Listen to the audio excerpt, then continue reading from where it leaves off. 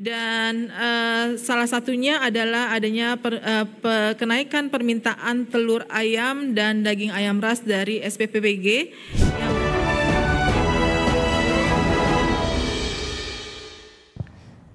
Badan Pusat Statistik atau BPS menyebut pelaksanaan program makan bergizi gratis turut berkontribusi terhadap kenaikan harga pangan yang memicu inflasi pada Oktober 2025.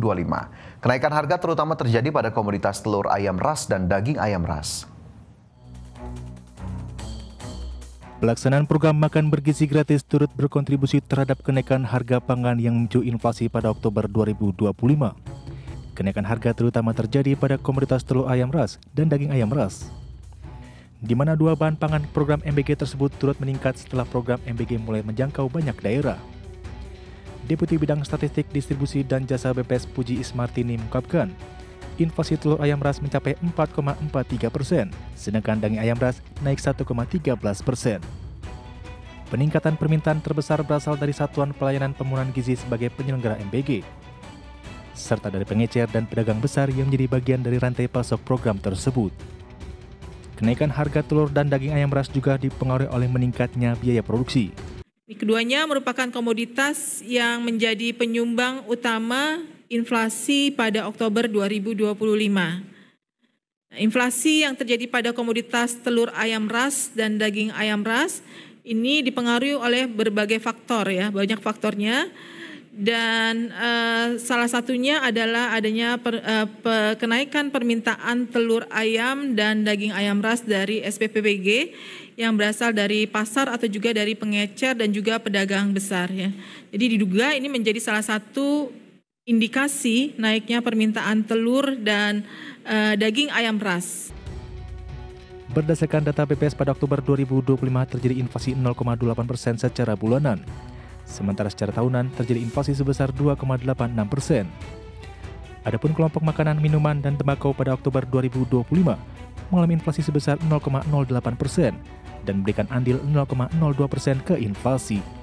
Dari Jakarta, Raharjo Patmo, Tim Liputan IDXNO.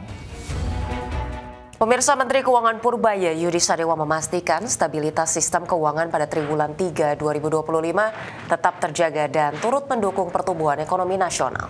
Penempatan kas pemerintah sebesar 200 triliun ke Bank Himbara diakui mampu meningkatkan likuiditas perekonomian.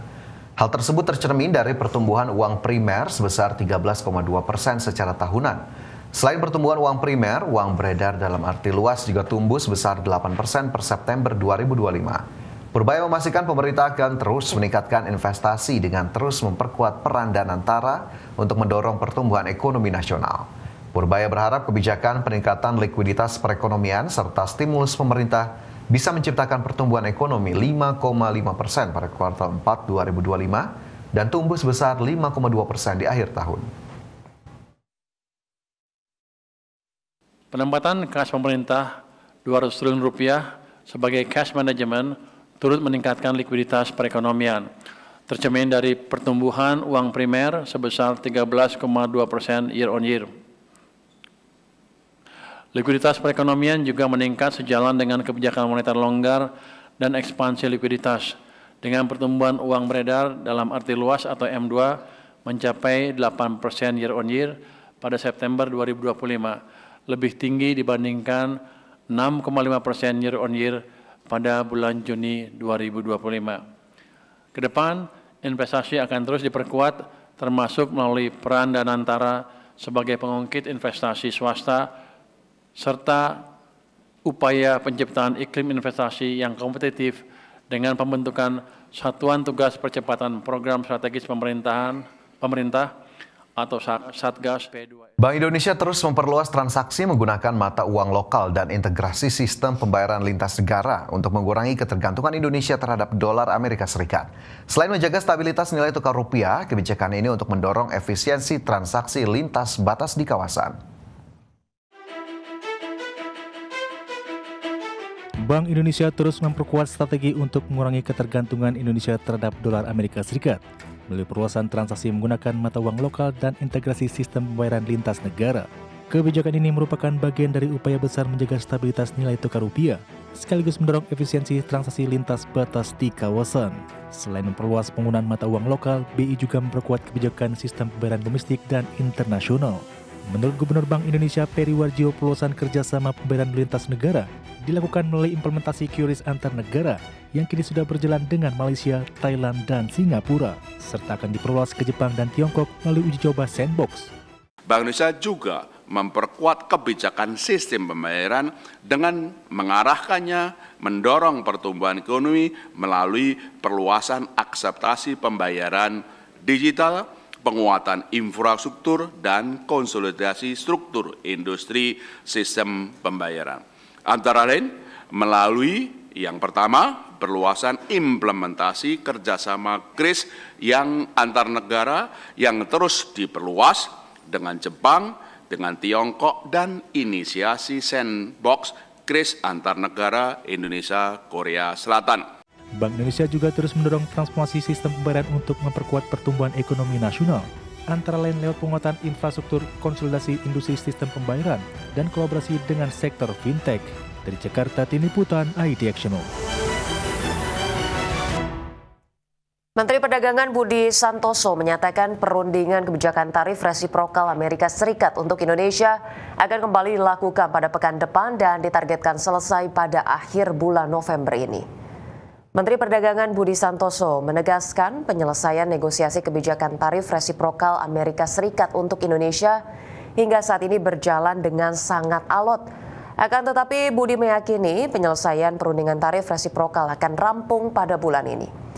Menurut Budi Santoso, dengan alotnya perundingan diharapkan hasilnya akan lebih baik, khususnya pada komoditas tertentu seperti kelapa sawit, kokoa hingga rubber yang diharapkan pengenaan tarif 0%. Selain itu, dengan adanya negosiasi tarif dengan Amerika Serikat ini, Indonesia berupaya mendapatkan perluasan kerjasama untuk komoditas unggulan ekspor yang tidak diproduksi di Amerika Serikat.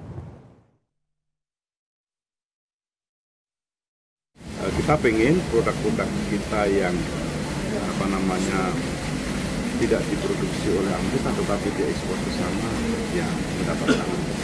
Tapi ada tarif selesainya nggak sih perundingan? Bisa akhir tahun nggak Pak? Pertengahan tahun ini Pak ya? Iya. Pertengahan.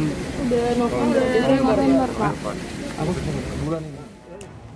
Pemirsa, lonjakan harga emas dunia hingga 40% menjadi alasan komoditas emas perhiasan menyumbang utama kenaikan inflasi di Indonesia pada Oktober 2025. Kebijakan sejumlah negara yang menjadikan emas sebagai instrumen untuk menyimpan cadangan menjadi penyebab harga emas dunia melonjak. Menteri Dalam Negeri Tito Karnavian menilai lonjakan harga emas dunia hingga 40% menjadi alasan komoditas emas perhiasan menjadi penyumbang utama kenaikan inflasi di Indonesia pada Oktober 2025. Menurut Tito, kebijakan sejumlah negara seperti Rusia dan Cina yang membeli emas dan menjadikan emas sebagai instrumen untuk menyimpan cadangan menjadi penyebab harga emas dunia melonjak. Tak hanya itu, tren pembelian emas secara global oleh masyarakat termasuk di Indonesia untuk instrumen investasi yang menguntungkan di tengah kondisi situasi ekonomi dunia yang belum pasti ikut mempengaruhi kenaikan harga emas dunia. Emas oleh negara-negara yang besar yang secara politik sedang tidak bagus hubungannya dengan Amerika ini memicu kenaikan harga emas, dan kenaikan harga emas ini kemudian diikuti oleh market. Begitu harga naik, otomatis yang lain ikut-ikutan membeli dan naik. Itulah yang terjadi. Berdasarkan data Badan Pusat Statistik, komoditas emas perhiasan menjadi penyumbang utama inflasi Oktober 2025 yang mencapai 0,28% secara bulanan.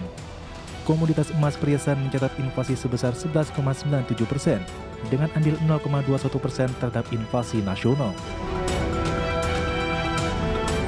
Dari Jakarta, Tim Liputan IDXNO.